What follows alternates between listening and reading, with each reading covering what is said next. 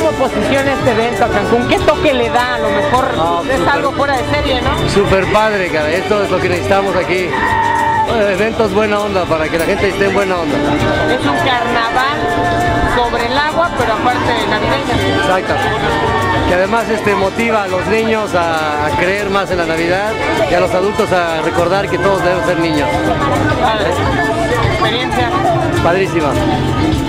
Te lo recomiendo. Capitán. Gracias. Buen evento, gracias.